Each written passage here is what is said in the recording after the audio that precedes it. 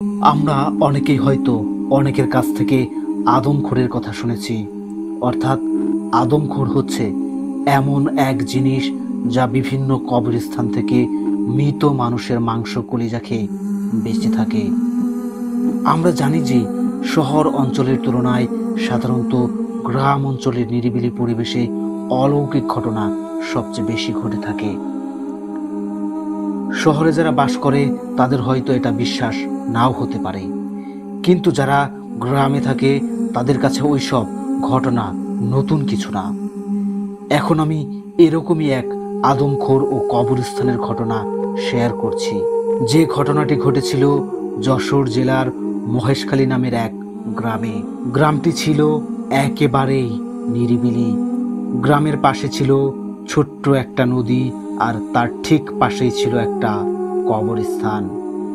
সেই কবরস্থানে প্রায় কিছু আজব আজব ঘটনা ঘটত। যেমন সেখানে কোনো লাশ দাফন করে আসলে পরদিন সেই লাশের আর কোনো খোঁজ পাওয়া যেত না। অর্থাৎ পরদিন লাশের কবর পাওয়া যেত পুরোপুরি মাটি খোঁড়া অবস্থায়, এবং মাঝে মাঝে কবরের আশেপাশে দু একটা হাড় পড়ে থাকতে দেখা যেত।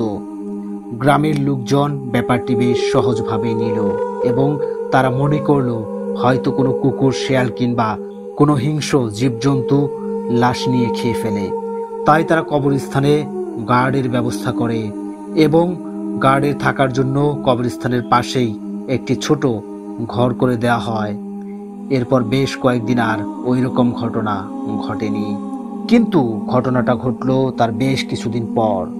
সেই দিন ওই গ্রামেরই 4 থেকে 5 বছরের ছোট একটা শিশু পানিতে ডুবে মারা গিয়েছিল, আর তার কবর দেওয়া হলো সেই কবরস্থানটিতে। ওই দিন গার্ড রাতে শুয়ে থাকা অবস্থায় হঠাৎ করেই মাঝরাতে তার ঘুম ভেঙে যায়, এবং ঘুম ভেঙে সে কিছু অদ্ভুত শব্দ শুনতে পায়। শব্দগুলো ছিল এইরকম যে কোনো হাড় গড়ছি বলে যে এরকম শব্দ হয় ঠিক তেমন। সে ভাবলো নিশ্চয়ই কবরস্থানে কোনো শেয়াল কুকুর এসেছে। তাই সে শব্দ শোনার সাথে সাথে এক হাতে তার লাঠি আর এক হাতে একটি হারিকেন নিয়ে কবরস্থানে যায়। সেখানে গিয়ে এবার সে যা দেখতে পেল তাতে তার প্রাণ যেন বের হয়ে যায় অবস্থা। সে তার হারিকেনের আলোতে স্পষ্ট দেখতে পেল যে বিরাট আকার অদ্ভুত ধরনের কিছু একটা কবর খুঁড়ে সেই শিশুটির লাশ বের করে ছিঁড়ে ছিঁড়ে খাচ্ছে।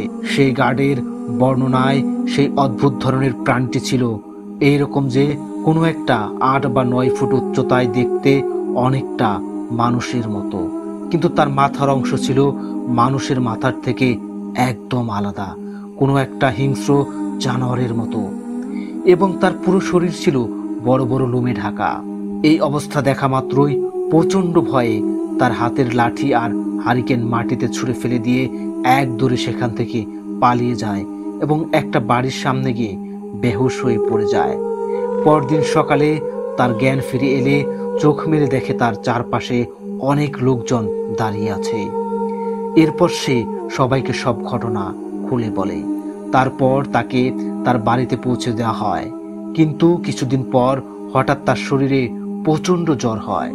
এরপর থেকে আস্তে আস্তে সে প্রচন্ড দুর্বল হয়ে পড়ে, এবং একসময় সে মারা যায়। এরপর সেই কবরস্থানটি স্থানীয় লোকজন মাটি চাপা দিয়ে দেয়, এবং সেখানে আর কোনোদিন কোনো লাশ দাফন করা হয়নি।